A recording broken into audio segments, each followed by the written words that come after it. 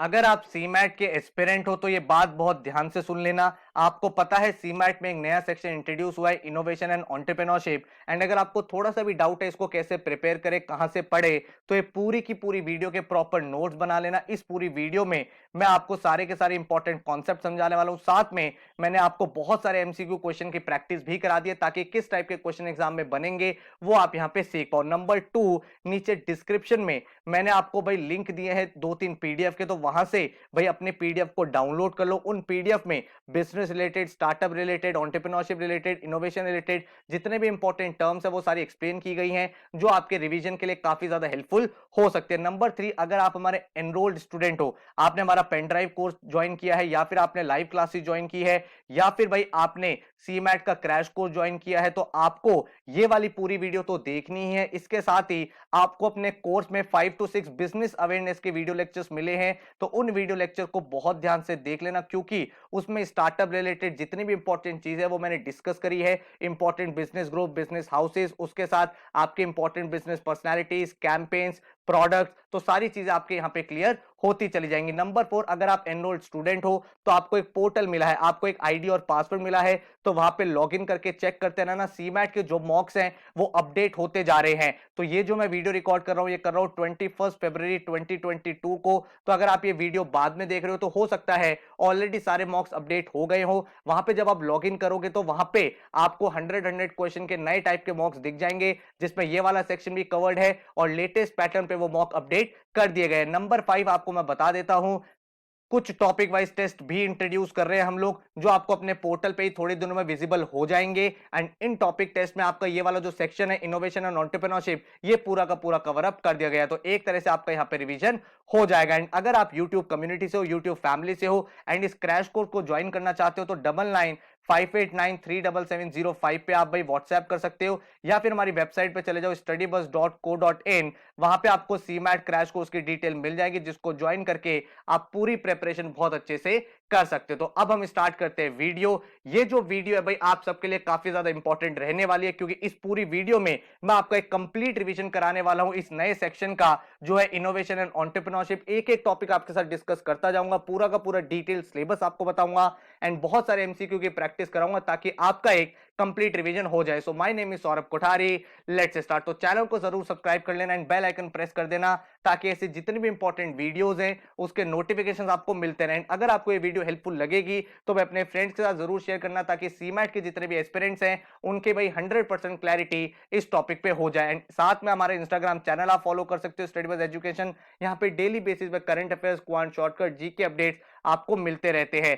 CMAT को जो नया एग्जाम पैटर्न है उसमें आपने देखा है इनोवेशन एंड एंटरप्रेन्योरशिप के 20 नए क्वेश्चंस ऐड किए गए हैं, जो एक तरह के मैंडेटरी हर एक बच्चे को अपीयर करने हैं। एक तरह से बिजनेस जीके का पार्ट होता है, बिजनेस अवेयरनेस स्टार्टअप वर्ल्ड का पार्ट होता है। तो कोशिश करेंगे जितने भी इंपॉर्टेंट टर्म्स है, जितने भी इंपॉर्टेंट क्वेश्चंस हैं, वो सारे आपके क्लियर यहाँ पे होते चले जाएं। इसके साथ अगर मैं आपको एक कंप्लीट सिलेबस बताऊं कि इसका सिलेबस क्या है, किस किस पर्टिकुलर एरिया से क्वेश्चन पूछे जा सकते हैं, तो ये आप ऑफिशियल सिलेबस दे सकते हो। Idea generation and prototype development, कोई भी जब आप स्टार्टअप करते हो, एंटरप्रेन्योरशिप करते हो, तो क्या आइडिया है उसके रिलेटेड क्वेश्चन, उसके बाद क्या क्या उसमें प्रोसेस इन्वॉल्व है, कितनी स्टेजेस होती है, फिर एंटरप्रेन्योरशिप एक्चुअली में होता क्या है, क्या क्या कंपोनेंट्स होते हैं, पिच डेक क्या होता है, वो सारी चीजें।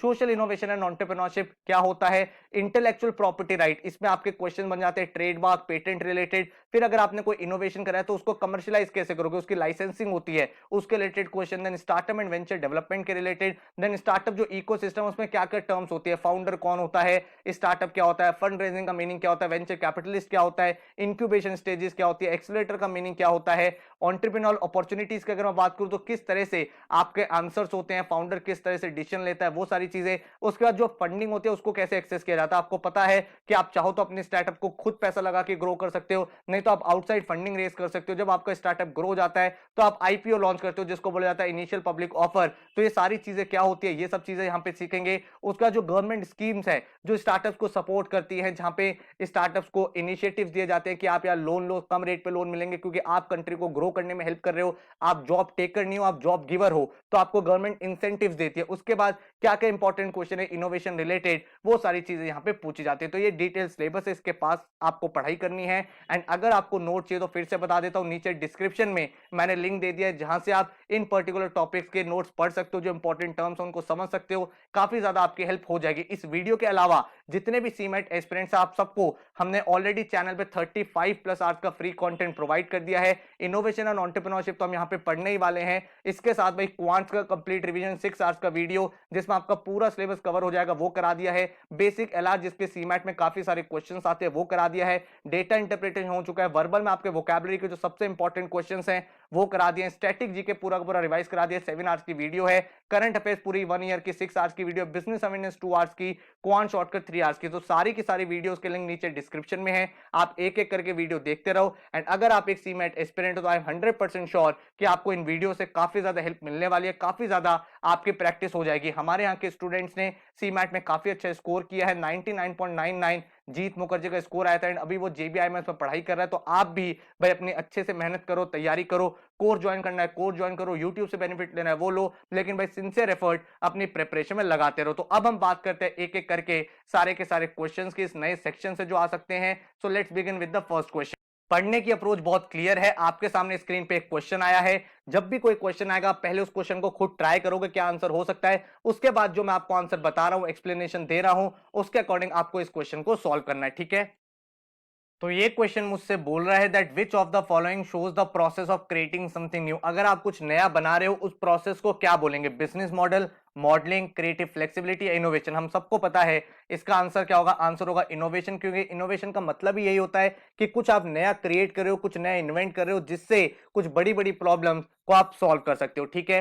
क्वेश्चन नंबर नेक्स्ट देखते हैं हमारे सामने क्या है। A document that sets out a business opportunity and how it will be achieved. उस डॉक्यूमेंट का क्या नाम है जिसमें भाई पूरी के पूरे बिजनेस के बारे में आप लिखते हो और उसको कैसे अचीव करोगे, तो उसको क्या बोलते हैं भाई। आपको पता, आप खुद ही कॉमन सेंस लगाओ। अगर आप कोई नया स्टार्टअप करना चाहते हो, बिजनेस करना चाहते हो, तो सबसे पहले क्या बनाओगे, उसका प्लान बनाओगे। तो हमारा आंसर क्या हो जाएगा, बिजनेस प्लान। ब्रेक इवन का क्या मतलब होता है, ब्रेक इवन तो वो सिचुएशन होती है जहां पे आपका ना प्रॉफिट होता ना लॉस होता। मतलब आपने एक बिजनेस को स्टार्ट किया एंड आपने इतनी सेल कर ली कि जितना भी आपका इन्वेस्टमेंट था, जितना भी आपका कॉस्ट था वो रिकवर हो गया है, आप ब्रेक इवन पे पहुंच गए हो। कैश फ्लो में ये होता है कि आपका पूरा पूरे बिजनेस में कितना कैश का इनफ्लो होगा, कितना आउटफ्लो होगा, एंड उस चीज को हम बोलते हैं कैश फ्लो फोरकास्ट। लेकिन अगर हमें यह देखना है कि हमारा बिजनेस आइडिया क्या है और वो कैसे अचीव होगा, तो वो हमें पता चलता है बी प्लान, मतलब बिजनेस प्लान में। नेक्स्ट क्वेश्चन देखते हैं। क्वेश्चन है which section of a business plan is generally the first but return last. ये बहुत ही इंटरेस्टिंग क्वेश्चन है। जनरली जब भी आप फंड रेजिंग के लिए जाते हो या फिर अपनी कोई चीज पिच करने किसी इन्वेस्टर के पास जाते हो, तो भाई पूरे बी प्लान में एक ऐसा डॉक्यूमेंट होता है जो सबसे ज्यादा इंपॉर्टेंट होता है। उसमें सारी की सारी बात टू द पॉइंट लिखी होती है। उसको क्या बोलते हैं, उसको बोलते हैं एग्जीक्यूटिव समरी। तो जो एग्जीक्यूटिव समरी होता है ना, वो एक तरह से मान लो कि 100 पेज का आपको कोई बिजनेस मॉडल है, ठीक है। आपने पूरा का पूरा प्लान लिख लिया है। अब उस प्लान को यार पूरा का पूरा नहीं रीड करना चाहता हर एक इन्वेस्टर। इन्वेस्टर सबसे पहले ये चाहता है कि 100 पेजेस रीड करने से पहले मुझे एक कंप्लीट आइडिया मिल जाए कि इस बिजनेस में है क्या। तो उस पूरे डॉक्यूमेंट को, उस पूरे पेज को जिसमें सारी डिटेल शॉर्ट में लिखी होती है, ब्रीफ में लिखी होती है, उसको बोलते हैं एग्जीक्यूटिव समरी, ठीक है। अब हम लोग नेक्स्ट क्वेश्चन की तरफ मूव करते हैं। नेक्स्ट क्वेश्चन क्या है, entrepreneurs and strategic decisions does not include. क्या चीज इंक्लूड नहीं करती भाई, ऑल्टरनेटिव्स डेफिनेटली इंक्लूड करती है। वेरियस ऑल्टरनेटिव्स को इवैल्यूएट करना, ये भी एक क्वेश्चन है। उसके बाद selecting the alternative that satisfies the best, ये तो बिल्कुल एंटरप्रेन्योरशिप डिसीजन है। तो not recognising a problem does not include. क्यों, क्योंकि एंटरप्रेन्योर्स का काम क्या होता है, उनको तो रिकॉग्नाइज करनी है प्रॉब्लम। तो एंटरप्रेन्योरशिप एंड स्ट्रेटेजिक डिसीजन में क्या होगा, रिकॉग्नाइज अ प्रॉब्लम। जब तक आप प्रॉब्लम को ही रिकॉग्नाइज नहीं करोगे तो आप क्या चीज डेवलप करोगे, क्या सर्विस बनाओगे, क्या गुड बनाओगे, इसकी क्लैरिटी आपको कभी आएगी ही नहीं। तो इसका मतलब not recognising a problem is not a part of strategic decision. ये तो पार्ट है, ये तो भाई आपको रिकॉग्नाइज करनी चाहिए प्रॉब्लम, कि आप कौन सी प्रॉब्लम सॉल्व कर रहे हो, किससे रिलेटेड आप स्टार्टअप कर रहे हो, ठीक है। अब हम नेक्स्ट क्वेश्चन देखते हैं। Income from business is taxed as personal income. ये कौन से फॉर्म ऑफ बिजनेस में होता है, ये पूछा गया है। देखो, जब आप बिजनेस से इनकम गेन करते हो ना, तो मान लो आपने एक कंपनी बनाई है, तो कंपनी को एक सेपरेट लीगल एंटिटी माना जाता है। कंपनी एक अलग चीज है, आप एक अलग इंडिविजुअल हो, तो आपका टैक्सेशन अलग होगा, कंपनी का टैक्सेशन अलग होगा। लेकिन अगर आप सोल प्रोप्राइटरशिप कर रहे हो, मतलब आप अगर अपना खुद का ही बिजनेस करो, आप सिंगल ओनर हो उस बिजनेस के, तो आपकी इनकम और आपके बिजनेस की इनकम को एक ही बात समझा जाएगा। और इसीलिए सोल प्रोप्राइटरशिप की जो इनकम होती है उसको पर्सनल इनकम समझा जाता है। वो एक सेपरेट लीगल एंटिटी नहीं होती, वो आपका ही पार्ट होता है।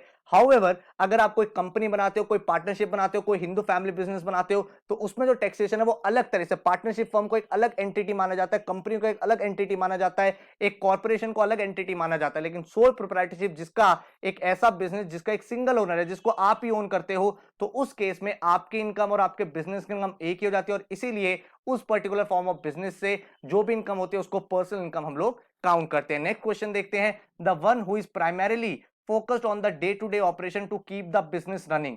तो बिजनेस में आपने देखा है बहुत सारे सी लेवल एग्जीक्यूटिव्स होते हैं, सी लेवल एग्जीक्यूटिव्स। सी लेवल एग्जीक्यूटिव्स का क्या मतलब होता है कि भाई जो सी लेवल पोजीशंस पे होते हैं, जैसे सीईओ, चीफ एग्जीक्यूटिव ऑफिसर, जिसका काम क्या होता है पूरे के पूरे बिजनेस का जो विजन होता है उसको अलाइन करना। सीटीओ, चीफ टेक्निकल ऑफिसर, जो पूरे के पूरे बिजनेस का टेक देखता है। उसके बाद सीएफओ, जिसको बोलते हैं चीफ फाइनेंशियल ऑफिसर, जो फाइनेंस रिलेटेड सारे के सारे डिसीजन लेता है और पूरी की पूरी डायरेक्शन को सेट करता है। और सीओओ क्या होता है, चीफ ऑपरेशन ऑफिसर, जो डे टू डे जितने भी ऑपरेशन है, किस तरह से डेली लेवल के ऑपरेशन को मैनेज करना है, लॉजिस्टिक रिलेटेड हो सकता है, ऑपरेशन एफिशिएंसी रिलेटेड क्वेश्चंस हो सकते हैं, तो वो सारे डिसीजन कौन लेता है, सीओओ। तो इस पर्टिकुलर क्वेश्चन का हमारा आंसर क्या हो जाएगा, सीओओ। एंड इसका फुल फॉर्म क्या हो जाएगा, चीफ ऑपरेशन ऑफिसर। ठीक है, इसके बाद अगर हम लोग बात करें, विच of the following topic is not needed in your investment pitch deck. Investment pitch deck क्या होता है, पिच डेक का मीनिंग क्या होता है, पिच डेक का मीनिंग होता है कि भाई आप किसी को पिच कर रहे हो अपने बिजनेस आइडिया को। अगर आपने रिसेंटली एक शो को देखा हो जो काफी ज्यादा फेमस हुआ है इंडिया में, वो है शार्क टैंक इंडिया। ठीक है, शार्क टैंक इंडिया वर्जन जो है उसमें क्या चीज है, उसमें छोटे बिजनेसेस, बड़े बिजनेसेस आते हैं, एंटरप्रेन्योरशिप आते हैं और वो क्या करते हैं, वो पिच देते हैं जो सामने शार्क्स बैठे होते हैं कि भाई हमारा ये बिजनेस है, इसमें आप इन्वेस्ट करो। तो वो जो पिच डेक होता है उसका पर्पस क्या होता है, पिच डेक में आप सारी की सारी स्लाइड्स बनाते हो कि हमारी कंपनी का ये मिशन है, ये विजन है, हम इतना ग्रो कर सकते हैं, ये मार्केट साइज है, हम इतना टैप कर सकते हैं, मेजर कॉम्पिटिटर्स हैं। तो जितनी भी रेलेवेंट इंफॉर्मेशन आपके बिजनेस रिलेटेड होती है वो इस पिच डेक में इंक्लूडेड होती है। क्वेश्चन ये निकल के आता है, विच of the following is not included. तो आपकी जर्नी और आपकी लाइफ स्टोरी ये इतना इंपॉर्टेंट है, आप ऐड कर दो तो भी ठीक है, नहीं ऐड करो तो इससे बिजनेस पे कोई फर्क नहीं पड़ता, क्योंकि पिच डेक का जो प्राइमरी मोटिव होता है वो होता है बिजनेस रिलेटेड इंफॉर्मेशन। अगर आप अपनी स्टोरी बताना चाहते हो वेल एंड गुड, नहीं बताओगे तो आपके पिच डेक पे उससे कोई भी फर्क नहीं पड़ेगा। ठीक है, let's move to the next question. Next question क्या है, which one of the following is a centrally sponsored scheme which is collaborated with the World Bank and aims to implement the mandate of National Skill Development Mission। आपको पता है government का एक बहुत ही ambitious mission है जिसका नाम है NSDM, national skill development mission. मतलब क्या है कि भाई इंडिया में जितने भी लोग हैं, कंट्री में जितने भी लोग हैं, उनको भाई आप स्किल डेवलपमेंट कर रहे हो। ठीक है, ताकि वो जो लोग हैं वो भी इंप्लॉयड हो सके, वो एक बेटर ह्यूमन कैपिटल बन सके। तो कौन सी स्कीम है जिसके साथ कोलैबोरेशन है, आंसर आपका संकल्प। आपसे मेरा क्वेश्चन है, नीचे कमेंट में मुझे बताओ कि संकल्प का फुल फॉर्म क्या है। ठीक है, इसके बाद नेक्स्ट क्वेश्चन देखते हैं, which government programme is implemented through KVIC and DIC and help in establishing new self employment ventures and micro enterprises. आपको क्या चीज बोली गई, गवर्नमेंट ने एक ऐसा प्रोग्राम लॉन्च किया है जिसमें भाई जितने भी नए स्टार्टअप्स हैं, जो सेल्फ एम्प्लॉयमेंट वेंचर्स है, माइक्रो बिजनेसेस हैं, उनको ग्रो करने के लिए एक स्कीम है। और उस स्कीम का क्या नाम है ये आपसे पूछा है, तो आंसर आपका MPEGP। इसको वैसे ज्यादा कॉमनली जाना जाता है PMEGP के नाम से, जिसका फुल फॉर्म क्या है, जिसका फुल फॉर्म है prime minister employment generation programme. तो इसके अंदर होता क्या है, इसके अंदर जो भी भाई माइक्रो स्मॉल मीडियम एंटरप्राइजेज हैं उनको भाई इंकरेज किया जाता है कि भाई आप लोग जो है वो ग्रांट्स दो। जो मान लो ये नए स्टार्टअप कर रहे हो उसमें गवर्नमेंट जो फंड कर देती है प्रोजेक्ट कॉस्ट को, ताकि भाई ये जो एंटरप्रेन्योर्स है ये थोड़ा सा मोटिवेटेड रहें और ये फ्यूचर में ग्रो कर सके। ठीक है, इसके बाद नेक्स्ट क्वेश्चन देखते हैं, विच one of the following is an informal way of raising funds for business. अगर आप बिजनेस को ग्रो करना चाहते हो, स्टार्टअप को ग्रो करना चाहते हो, तो उसका इनफॉर्मल तरीका क्या है। देखो, जो फॉर्मल रूट होता है उसमें क्या होता है, आप प्रोफेशनल्स के पास जाते हो, फंडिंग को रेज करते हो, आईपीओ लॉन्च करते हो, वो एक फॉर्मल तरीका है। जैसे एंजल इन्वेस्टमेंट। एंजल इन्वेस्टमेंट क्या होता है, एंजल इन्वेस्टमेंट का मतलब होता है आपका स्टार्टअप जो है वो नया नया है। एंजल इन्वेस्टर्स होते हैं कुछ ऐसे लोग जो HNIs होते हैं, जो जिनको बोला जाता है हाई नेट इंडिविजुअल्स। तो इनके पास बहुत पैसा होता है, तो वो क्या करते हैं, अपने पैसे को इन्वेस्ट करते हैं छोटे छोटे स्टार्टअप्स में, क्योंकि उनको लगता है ये स्टार्टअप फ्यूचर में ग्रो हो जाएगा तो मुझे उसके अच्छे रिटर्न्स मिलेंगे। तो उसको बोलते हैं एंजल इन्वेस्टमेंट। ये क्या है, ये एक formal way of raising funds है। उसके बाद अगर मैं वेंचर कैपिटलिस्ट की बात करूं, तो एंजल इन्वेस्टमेंट जब आपका बिजनेस थोड़ा ग्रो हो जाता है, ज्यादा कैपिटल की नीड होती है, ज्यादा पैसों की जरूरत होती है, तो आप VCs के पास जाते हैं जिसको बोला जाता है वेंचर कैपिटलिस्ट। और ये लोग क्या करते हैं, ये आपकी डिफरेंट राउंड ऑफ फंडिंग करते हैं, series A, series B, series C। तो ये भी अगेन एक फॉर्मल तरीका है पैसा रेज करने का। जो इनफॉर्मल तरीका वो क्या है, वो अपने फ्रेंड्स और फैमिली से। भाई आपको अपने स्टार्टअप ग्रो करना है, आपको कुछ पैसों की जरूरत है, तो आप अपने दोस्तों से लोन ले लो, फैमिली से लोन ले लो। ये कोई फॉर्मल स्ट्रक्चर नहीं है, ये इनफॉर्मल तरीका है, ताकि स्टार्टिंग में आप अपने बिजनेस को क्या कर पाओ, बूट स्ट्रैप कर पाओ, आप अपने लेवल पे बिजनेस को ग्रो कर पाओ। क्योंकि स्टार्टिंग में जब आप फंड रेज करते हो तो आपको बदले में क्या देना पड़ता है, बदले में देना पड़ता है इक्विटी। इक्विटी का मतलब क्या होता है, अपने बिजनेस की ओनरशिप। तो अगर आप इनिशियल लेवल पे ज्यादा फंड रेज करोगे तो ज्यादा इक्विटी देनी पड़ेगी। तो कुछ स्टार्टअप क्या कोशिश करते हैं कि भाई बूट स्ट्रैप रखते हैं, आप खुद से ही फंड करते हो, और जब बिजनेस थोड़ा ग्रो हो जाता है, जब उसमें दिखता है कि ग्रो हो सकती है, तो आप कम इक्विटी पे भी ज्यादा पैसा रेज कर सकते हो। तो इस तरह से पूरा का पूरा स्टार्टअप वर्ल्ड काम करता है, ठीक है। नेक्स्ट क्वेश्चन है, financial plan for the business should include. देखो जब आप फंडिंग रेज करना चाहते हो, आप इन्वेस्टर के पास जाते हो, तो भाई वो फाइनेंशियल प्लान आपका देखना चाहता है, आपका कोई को फाउंडर है वो देखना चाहता है। क्यों देखना चाहता है, क्योंकि यार फाइनेंसिस क्लियर होने चाहिए कि हमारा लॉन्ग टर्म विजन क्या है, किस तरह से हम पैसा ग्रो करेंगे, हमारी बैलेंस शीट्स कैसे दिखेंगे, हमारे प्रॉफिट्स कितने होंगे हर साल, किस लेवल पे हम लोग ग्रो करेंगे। तो उस पूरे के पूरे डॉक्यूमेंट को बोला जाता है फाइनेंशियल प्लान। और कोई भी इन्वेस्टर उसको देखने में इंटरेस्टेड होता है, बिकॉज इन्वेस्टर्स क्यों इन्वेस्ट कर रहे हैं, ताकि उनको रिटर्न्स मिल पाए, उनको पैसा मिल पाए।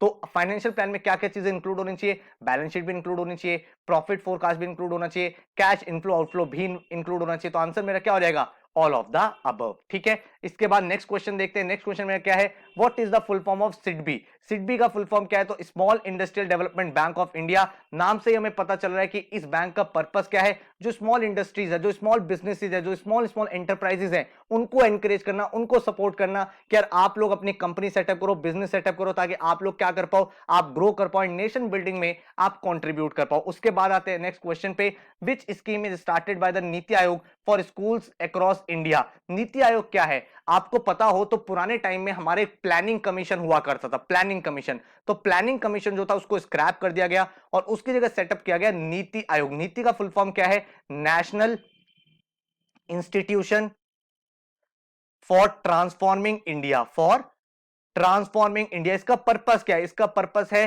कि भाई आप लोग ऐसी पॉलिसीज बनाओ जिससे कंट्री जल्दी जल्दी ग्रो करे, ऐसे प्लान्स को लेके आओ जिससे हमारा नेशन जल्दी जल्दी बिल्ड हो सके, ठीक है। और इसी को ध्यान में रखते हुए नीति आयोग ने क्या करा, पूरे इंडिया में जो स्कूल लेवल पे है, इन्होंने एक स्कीम को लॉन्च किया जिसका नाम क्या है, जिसका नाम है option number A, Atal tinkering labs. इसका ऑब्जेक्टिव क्या है ये समझो भाई। ये जो ऑब्जेक्टिव है ना, किसके अंडर आता है, ये आता है एआईएम के अंडर। एआईएम क्या है, एक बहुत ही गवर्नमेंट का एम्बिशियस प्रोजेक्ट है, फ्लैगशिप इनिशिएटिव है, जिसका नाम है अटल इनोवेशन मिशन। अब इस मिशन का ऑब्जेक्टिव है, इस मिशन का ऑब्जेक्टिव ये है कि लोगों का जो माइंडसेट है वो इनोवेटिव करो। इनोवेटिव मतलब जैसे स्कूल लेवल पे आप लोगों को ये मत सिखाओ कि सिर्फ जॉब जॉब जॉब करना है। जिन लोगों का माइंडसेट ऐसा है कि वो कोई नई चीज बनाना चाहते हैं, नए प्रोडक्ट बनाना चाहते हैं, जिनके अंदर वो एंटरप्रेन्योरशिप स्किल है, उनको मोटिवेट करो, ताकि भाई वो कुछ ऐसा डेवलप कर दे जिससे हमारी कंट्री जो है वो बहुत बड़े लेवल पे ग्रो हो जाए। और इसके लिए इस स्कीम में क्या किया जाता है, अप टू 20 लाख का भाई फंड दिया जाता है कि आप स्कूल में एक लैब सेटअप करो, और उस लैब में अगर कोई बच्चे हैं जो कुछ प्रोडक्ट बनाना चाहते हैं, कुछ नई चीज बनाना चाहते हैं, तो उसको वो डेवलप करें, नेशनल लेवल पे बिल्डिंग करें। तो आप नाम याद रखना, अटल टिंकरिंग लैब्स, और किसके अंदर है, एआईएम, अटल इनोवेशन मिशन। और इसको किसने लॉन्च किया था, इसको लॉन्च किया था नीति आयोग ने। इसके बाद नेक्स्ट क्वेश्चन देखते हैं, the profits of recognised startups are exempted from income tax for how many years. देखो इनकम टैक्स में क्या होता है, कोई स्टार्टअप है जो रिकॉग्नाइज है, जिनको स्टार्टअप इंडिया, स्टैंडअप इंडिया है, गवर्नमेंट ने रिकॉग्नाइज किया है, तो अब क्योंकि वो स्टार्टअप जो है वो इनिशियल फेज पे क्या होती है, जब स्टार्टअप ग्रो हो रही है, उनके थोड़े बहुत प्रॉफिट होते हैं, तो स्टार्टअप और पैसा इन्वेस्ट करते हैं ताकि उसको ग्रो कर पाए। अब इनिशियल लेवल पे अगर टैक्सेशन बहुत ज्यादा होगा तो चैलेंज क्या आएगा, वो स्टार्टअप ग्रो नहीं कर पाएंगे अपने फुल स्केल पे। तो गवर्नमेंट उनको मोटिवेट करने के लिए क्या कहती है कि हम आपको एक टैक्स हॉलीडे दे रहे हैं। टैक्स हॉलीडे मतलब हम आपको 3 साल के लिए अलाउ कर रहे हैं कि आप टैक्स मत पे करो, आप उस पैसे को यूज करो, आप नए लोगों को हायर करो, कम्युनिटी को बिल्ड करो, अपने बिजनेस को ग्रो करो, ताकि आप भाई अच्छे से ग्रो कर पाए। देन बाद में जब आपके एक डिसेंट प्रॉफिट्स होने लगे तो हमें आप टैक्सेशन देते रहो। तो इस तरह से स्टार्टअप्स को मोटिवेट किया जाता है, लेकिन हर एक स्टार्टअप के लिए नहीं, ये रिकॉग्नाइज स्टार्टअप के लिए, जिनको गवर्नमेंट बोलती है कि हाँ ये कुछ ऐसा कर रहे हैं जो डिफरेंट फील्ड में है,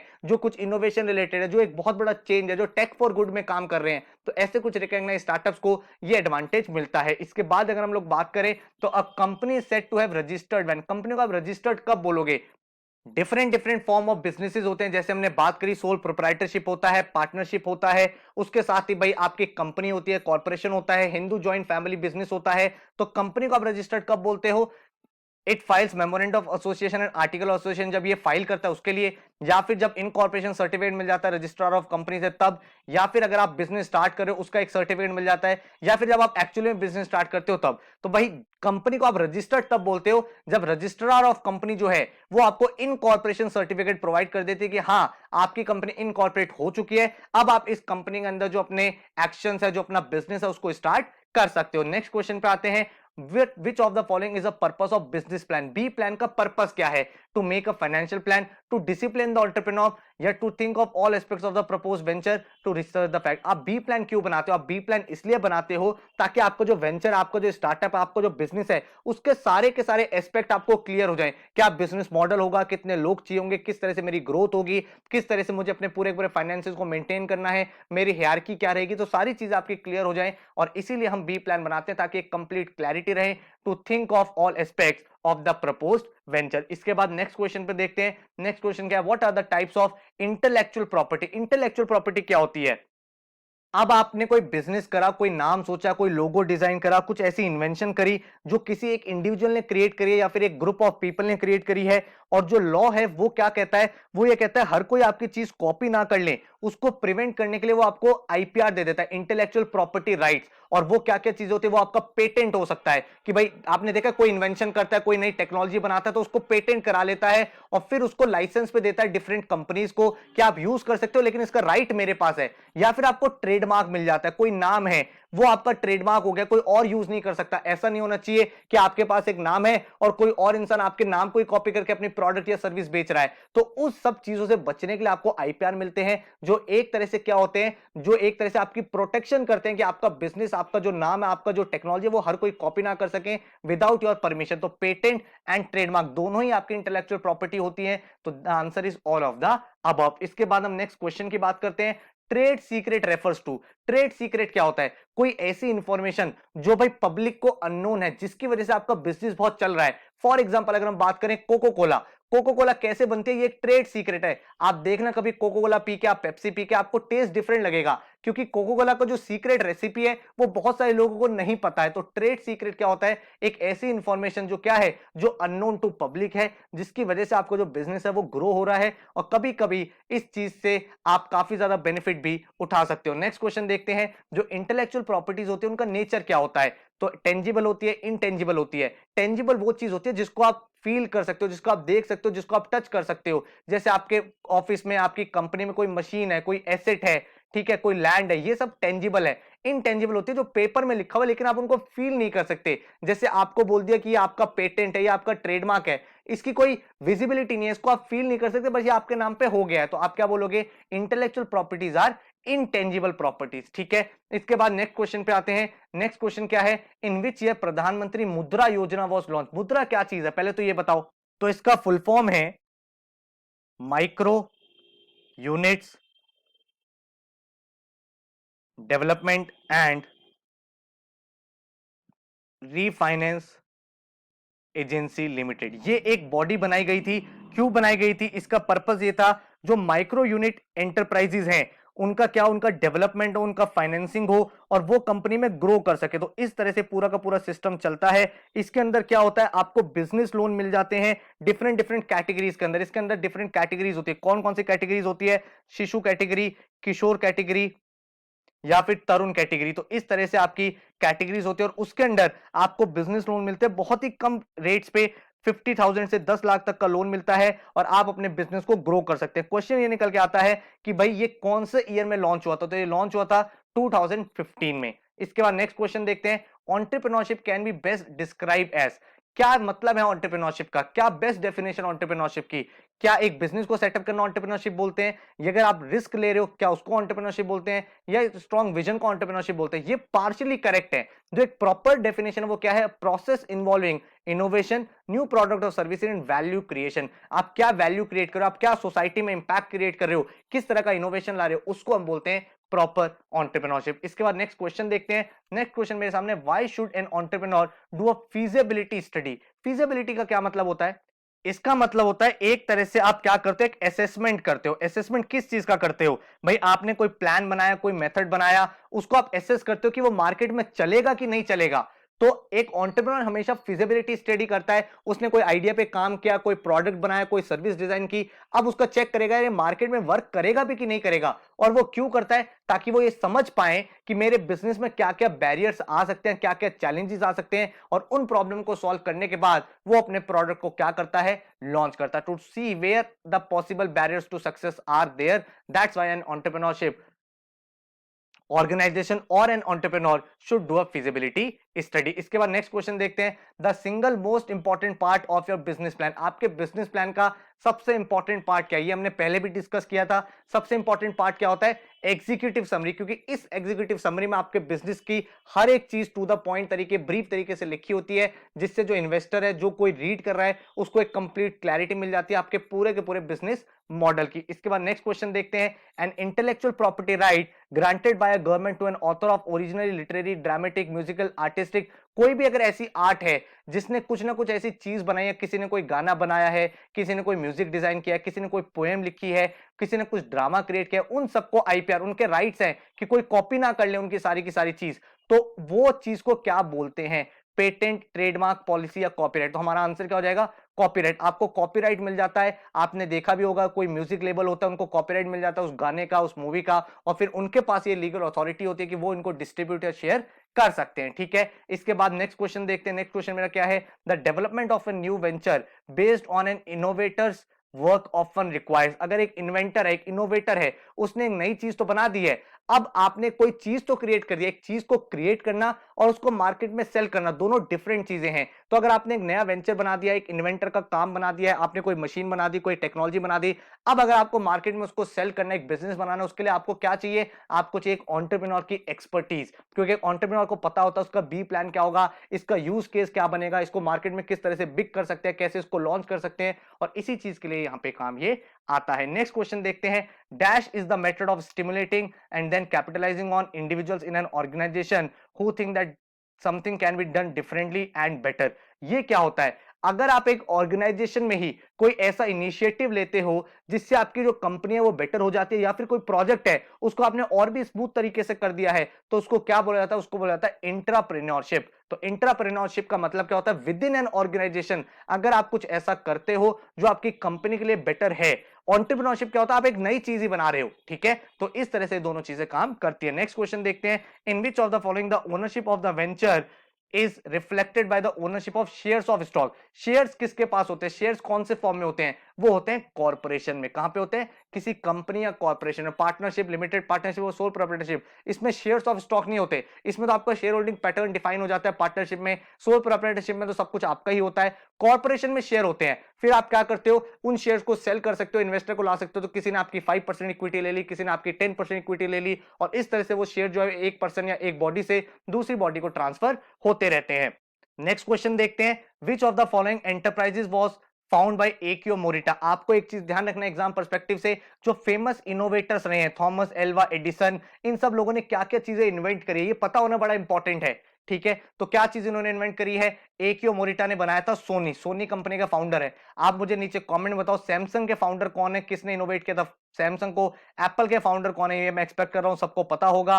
पैनासोनिक के फाउंडर कौन है? तो नीचे कमेंट में जरूर बताना। उसके बाद मुझे बताओ, मेजर इन्वेंशंस 21st सेंचुरी की क्या क्या? आपके अकॉर्डिंग क्या लगता है? Which are the major inventions? आपको यह भी पता होना चाहिए कि मेजर इनोवेशंस दुनिया में क्या हो रही है इस समय। जैसे आपने देखा होगा, फेसबुक ने अपना नाम चेंज कर लिया है। नया नाम क्या बन गया फेसबुक का? वो बन गया है मेटा। अब मेटा से रिलेटेड आपका क्वेश्चन क्या बन सकता है एग्जाम में, कि मेटावर्स का मीनिंग क्या होता है? ठीक है, तो ऐसे वर्ड्स, ऐसी टर्मिनोलॉजीज का आपको आइडिया होना चाहिए। एग्जाम में ये सारी चीजें पूछी जा सकती है, बिकॉज ये रीसेंट इनोवेशंस हैं जो इस समय इस पूरी डिजिटल कंट्री में, डिजिटल वर्ल्ड में हो रही हैं। उसके बाद नेक्स्ट क्वेश्चन क्या है, which one of the following is the next stage to the concept stage of product planning and development process? ये बड़ा इंटरेस्टिंग है। जब भी आप कोई चीज लॉन्च करते हो उसका एक प्रोसेस होता है, तो वो प्रोसेस आपसे पूछा है कि कॉन्सेप्ट स्टेज के बाद आपका क्या नेक्स्ट प्रोसेस होता है। एक चीज ध्यान रखो, जब भी आप कोई नई चीज लॉन्च करते हो ना, उसके मेजर 5 स्टेजेस होते हैं। कितने स्टेजेस होते हैं?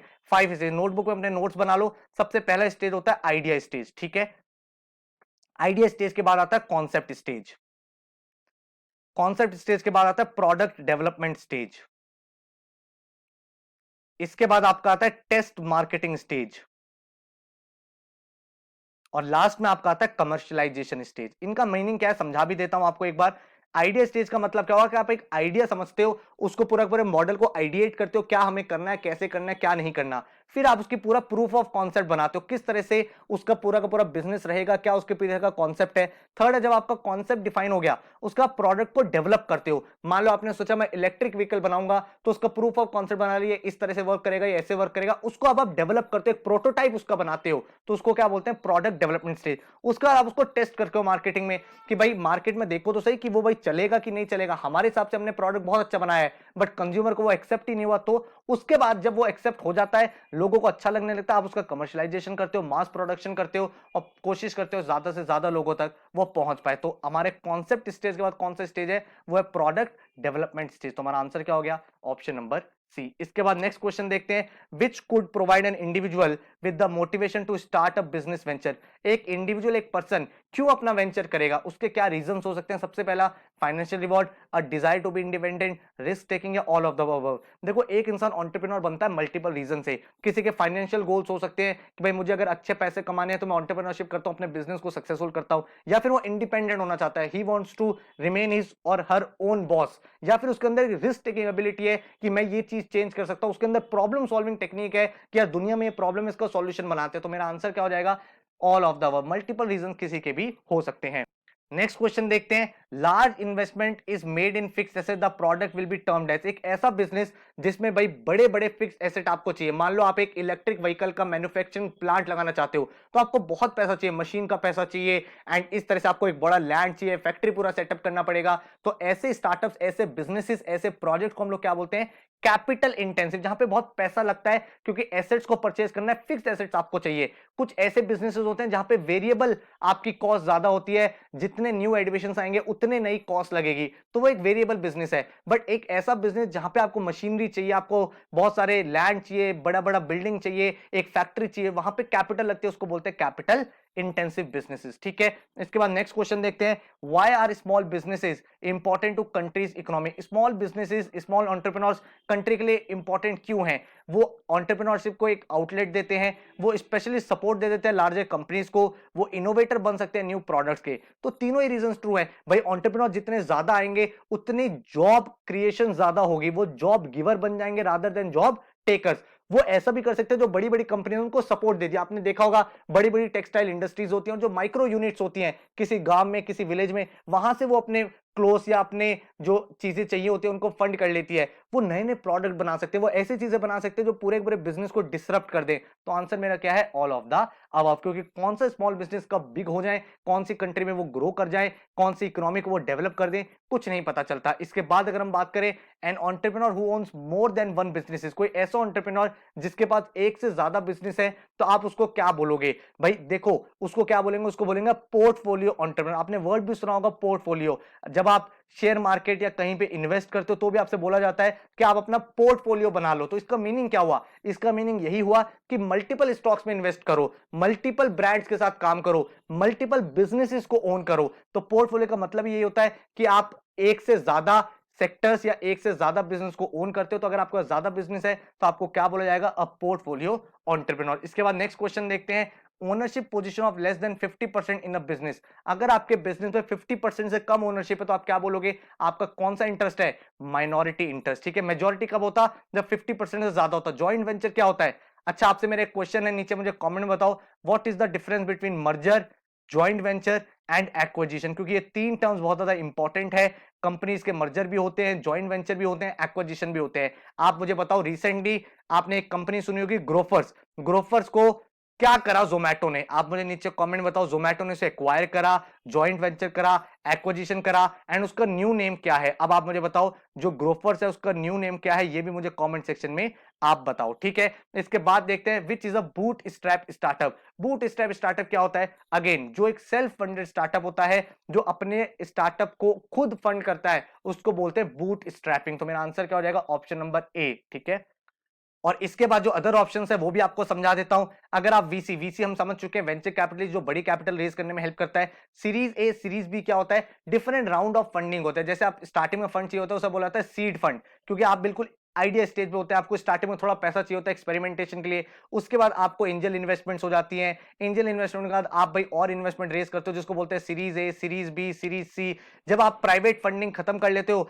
फिर आप मार्केट की तरफ जाते हो और आप पब्लिक डोमेन में उसको लॉन्च कर देते हो, फिर हम उसको बोलते हैं आईपीओ लॉन्च करना। तो एक जो स्टार्टअप होता है उसके दो रूट्स होते हैं मेजरली। अगर आप स्टार्टअप देखोगे तो स्टार्टअप के दो रूट क्या होते हैं, या तो वो एक्वायर हो जाता है बाय अ बिगर स्टार्टअप, ठीक है, बाय अ बिगर स्टार्टअप, या फिर वो अपना आईपीओ लॉन्च कर दे रहा है मार्केट में और भाई सबसे बड़ा स्टार्टअप बन जाता है। तो आप मुझे कमेंट में ये भी बताओ, लास्ट 1 ईयर में इंडिया में बहुत सारे स्टार्टअप्स के आईपीओ आए हैं, बहुत सारे स्टार्टअप के आईपीओ आए हैं। और काफी इंपॉर्टेंट क्वेश्चन है, कौन कौन सी कंपनी के आईपीओ आए हैं ये आपको मुझे बताना है। जैसे आपके नाइका का आईपीओ आया है, आपका पेटीएम का आईपीओ आया है, आपका जोमेटो का आईपीओ आया है। तो इनके आईपीओ आए हैं, इसके अलावा और कौन कौन सी कंपनी को आईपीओ आए हैं, और इसके साथ इन आईपीओ के कौन फाउंडर्स हैं, इन कंपनीज के कौन फाउंडर्स हैं, ये इंपॉर्टेंट नाम है, ये आपको पता होना चाहिए एग्जाम के लिए। तो नीचे कमेंट सेक्शन में मुझे जरूर इसका आंसर देना। इसके बाद देखते हैं, many establish company decide to acquire smaller firms और startup just for the human capital they build. This is a very interesting concept जो आजकल स्टार्टअप वर्ल्ड में आने लगा है। इस कॉन्सेप्ट का मीनिंग क्या है? इसका मीनिंग ये है कि बहुत बार ऐसा होता है कि एक स्टार्टअप होता है, ठीक है, वो ग्रो हो रहा है, लेकिन दूसरी कंपनी उसको एक्वायर कर लेती है, और एक्वायर इसलिए नहीं करती कि उनका प्रोडक्ट बहुत अच्छा है, उनकी सर्विस बहुत अच्छी है, उनका एक्विजिशन बहुत अच्छा है, उनका एचआर बहुत अच्छा है। देखो एक चीज समझो, दुनिया में अगर कोई भी कंपनी ग्रो होना चाहती है तो भाई वो ग्रो हो सकती है क्योंकि वो किसी के भी रॉ मटेरियल कॉपी कर सकती है, किसी की तरह मशीनरी बना सकती है, फैक्ट्री लगा सकती है। लेकिन एक चीज जो एक कंपनी को दूसरी कंपनी से सेपरेट करता है वो होता है उसका एचआर, उसका ह्यूमन रिसोर्स, उसकी ह्यूमन कैपिटल। बिकॉज हर एक इंसान का सोचने का तरीका अलग है। तो बहुत सारी बड़ी बड़ी कंपनीज एक छोटी कंपनी को पूरा ही एक्वायर कर लेती है और उनकी ह्यूमन कैपिटल भी ले लेती है, जो वहां के लोग हैं, क्योंकि उस कंपनी को लगता है कि वो ह्यूमन कैपिटल, वो जो टीम है वो बहुत स्ट्रांग है और इस टीम की वजह से हम जल्दी ग्रो हो जाएंगे। इस प्रोसेस को क्या बोलते हैं? इस प्रोसेस को बोलते हैं एक्वी हायर। ये नया कॉन्सेप्ट आया है और काफी ज्यादा पॉपुलर हो रहा है कि आपने एक्विजिशन भी कर लिया और आपने एक तरह से उन लोगों को हायरिंग भी कर दी, भाई उन्हीं लोगों को आपने खरीद लिया। लेट्स से आपकी एक बड़ी कंपनी है, ठीक है, और उसने एक छोटी कंपनी को देखा, उसमें देखा कि यार उसमें 3-4 टीचर्स है, बहुत अच्छा पढ़ाते हैं, तो उन्होंने कहा यार हम इनके ब्रांड को भी एक्वायर कर लेते हैं और इनको अपनी सैलरी पे भी रख लेते हैं। तो क्या होगा, एक तरह से इस ब्रांड का क्या फायदा होगा, उनको एक अपफ्रंट पैसा मिल गया एक्विजिशन का, और उनको एक बड़े ब्रांड के साथ एसोसिएट हो गए, तो वहां पे वो ग्रो करते रहेंगे। तो इस तरह से चीजें चलती हैं। तो ह्यूमन कैपिटल टीम के लिए अगर कोई स्टार्टअप किसी को एक्वायर करे, उस प्रोसेस को क्या बोलते हैं? उसको बोलते हैं एक्वी हायर। अब हम चलते हैं नेक्स्ट क्वेश्चन की तरफ। Before making an investment, most of the time investors expect a quick presentation that highlights the key areas of startup like team, product, market, traction plan. It is called what? उसको क्या बोलते हैं? एक ऐसा document जो investor expect करता है जिसमें सारी चीजों के बारे में क्लैरिटी हो जाए। जो आपने देखा होगा शार्क टैंक में लोग बताते हैं, लोग क्या बताते हैं शार्क टैंक में आके कि भाई हमारा ये बिजनेस हमने ऐसे स्टार्ट किया था, इतना हमारा रेवेन्यू है, ये सेल्स है। तो ये क्या है? वो इन्वेस्टर के सामने पिच कर रहे हैं। और अगर एक इन्वेस्टर उस प्रेजेंटेशन को देखता है तो उसको क्या बोलेंगे? पिच डेक बोलेंगे। उसको क्या बोलेंगे? पिच डेक, ठीक है।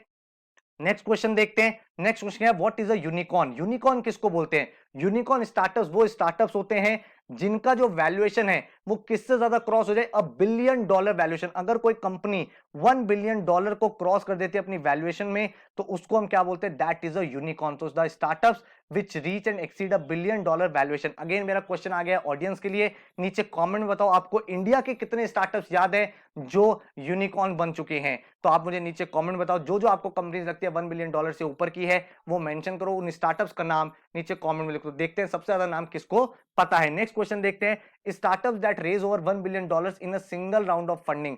अगर आप स्टार्टअप पैसा रेज करते हैं, देखो आपको पता है एंटरप्रेन्योर स्टार्टअप पैसा रेज करते हैं, इन्वेस्टमेंट लेते हैं, लेकिन वो इन्वेस्टमेंट अगर $1 बिलियन की एक बार में हो जाए, जनरली क्या होता है, इन्वेस्टर छोटे छोटे इन्वेस्टमेंट करते हैं, कोई 50 लाख का इन्वेस्टमेंट हो गया, या फिर कभी 200 करोड़, कभी 300 करोड़ के बड़े बड़े स्टार्टअप में इन्वेस्टमेंट होते हैं। लेकिन अगर कोई स्टार्टअप $1 बिलियन का एक सिंगल राउंड में फंड रेज कर ले, तो उसको क्या बोलते हैं? उसको बोलते हैं ड्रैगन। उसको क्या बोलते हैं? ड्रैगन। इसका एग्जांपल क्या है? इसका एग्जांपल उबर। तो उबर ने अपने टाइम पे $1 बिलियन का राउंड करा था एक साथ, जिसमें बड़े बड़े इन्वेस्टर्स आए थे और उन्होंने इस कंपनी में पैसा लगाया था। तो क्या बोला गया उस प्रोसेस को? उसको बोला गया ड्रैगन, क्योंकि ड्रैगन वो कंपनीज होते हैं, वो स्टार्टअप्स होते हैं जो एक राउंड में, एक बार में $1 बिलियन का फंडिंग रेज करते हैं। नेक्स्ट क्वेश्चन देखते हैं। बहुत बार स्टार्टअप्स क्या करते हैं, अपने प्रोडक्ट को लॉन्च करने से पहले, फुल फ्लेजेड लॉन्च करने से पहले वो थोड़े थोड़े कस्टमर्स को देते हैं और उनसे फीडबैक लेते हैं, ताकि अगर कोई चेंजेस करने हैं, कुछ चैलेंजेस है, तो उनको वो फिक्स कर पाए before launching the full project in the market. तो इसके लिए वो क्या करते हैं,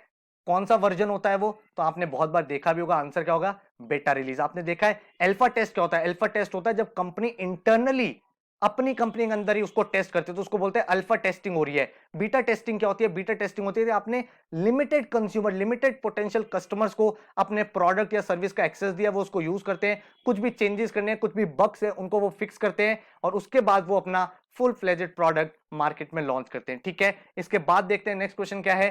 डैश इज अ सब field of marketing focused on the rapid growth of a company. एक कंपनी को आप बहुत जल्दी ग्रो कर रहे हो, उस प्रोसेस को क्या बोलते हैं? उस प्रोसेस को बोलते हैं ग्रोथ हैकिंग। आपने ग्रोथ को ही हैक कर लिया है। एक कंपनी है, आज उसका रेवेन्यू एक्स हो रहा है, आपने 1 ईयर में 10x बना दिया, देन आपने 20x बना दिया, देन 50x बना लिया, तो आप क्या कर रहे हो? आप कंपनी की ग्रोथ हैकिंग कर चुके हो। कंपनी बहुत जल्दी ग्रो हो रही है और इस प्रोसेस को बोला जाता है ग्रोथ हैकिंग। ठीक है, इसका नेक्स्ट क्वेश्चन देखते हैं। नेक्स्ट क्वेश्चन क्या है? Which famous entrepreneur became the first person to cross the 300 billion worth.